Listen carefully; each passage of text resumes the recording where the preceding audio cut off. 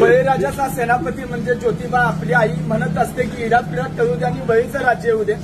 या बळीराजाचा सेनापती म्हणजे ज्योतिबा. तो पंजाबात होता आणि पंजाबातून त्याला दक्षिणेत पाठवला. त्याच्या आरतीत सुद्धा तसा उल्लेख आहे. उत्तरेचा राणा दक्षिणे आला आणि दक्षिणी केदार नाम पावला. हा दक्षिणेत आलाय. कुणासाठी आला तर आमच्यासाठी आला. कुणापासून रक्षण करण्यासाठी आला तर आर्यांपासून आमचं रक्षण करण्यासाठी आला. इथं आला, त्यानं आमच्या कुळ्या सुरक्षित राखल्या, आमच्या पूर्वजांचं रक्षण केलं. म्हणून तो आज आमचा कुळस्वामी. कुळस्वामी कुणाला म्हणायचं? ज्यानं कुळ्या राखल्या तो आमचा कुळस्वामी, ज्योतिबा कुळस्वामी.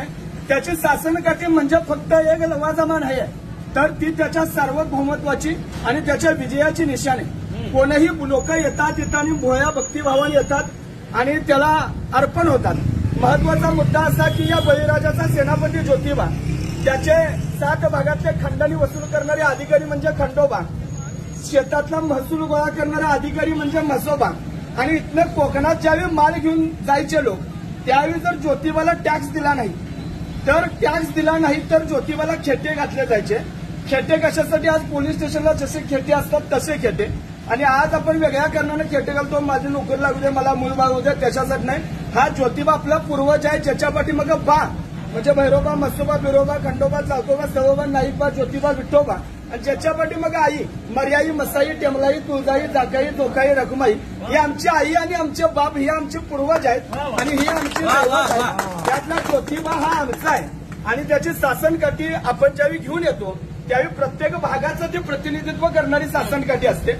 महत्वाचा मुद्दा, त्याच्या पलीकडे जर जाऊन बघितलं तर ज्योतिबाचं मंदिर बांधलं कुणी? महाजी शिंदे नावाचा एक मराठ्यांचा सेनापती होता. 1761च्या पानिपतच्या युद्धात मराठ्यांची प्रतिमा मलिन झाली. ती प्रतिमा धुवून काढण्याचं काम गयात माळ असणाऱ्या वारकऱ्यानं धुवून काढलं. त्या वारकऱ्याचं नाव म्हणजे महाजी शिंदे, ज्यांना पाटील बाबा म्हणत.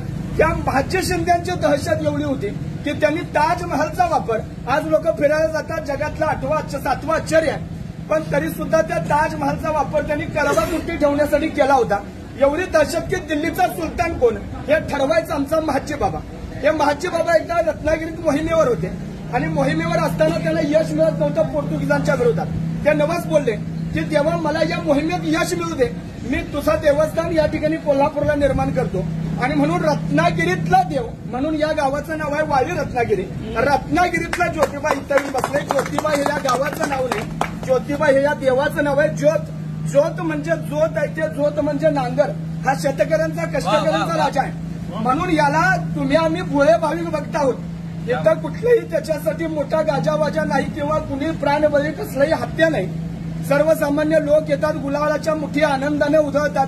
आपल्या लेकराबाळांची, पोराबाळांची, ढोरागुरांची, या सगळ्यांची राखण करणारा तो महाक्षत्रपाळ आहे. आणि म्हणून त्याच्या गुलालाच्या मुठी आपण भरून वाटून आपल्या कपाळावर लावतो. हा इथल्या मातीचा रंग आहे. इथली माती तांबडी आहे. ही तांबडी माती म्हणजेच ते गुलालाचं प्रतीक आहे. म्हणजे आपल्या देवतांचं एक स्थिरीकरण आहे. कसं आहे तर कुणाचा गुलाल आहे, कुणाचा बुक्का आहे, कुणाचा अष्टगंध आहे, कुणाचा भंडार आहे, कुणाचं चौंड आहे वाजवायचं, कुणाचं पकवाज आहे, कुणाची दिमडी आहे, कुणाची ढोलकी आहे, कुणाचा उदो आहे, कुणाचा चांग भला आहे. तर चांग भला म्हणजे काय तर पंजाबात एक शब्द आहे चंगा भला. चंगा भला म्हणजे तू क्या चंगा भला आहे की असं म्हणतात. तर चंगा भला म्हणजे उच्च दर्जाचा. आणि तो अपभ्रंश होऊन या ठिकाणी तो नामघोष तयार झालेला आहे की ज्योतिबाच्या नावानं, ज्योतिबाच्या नावानं, ज्योतिबाच्या नावानं. अप्रतिम.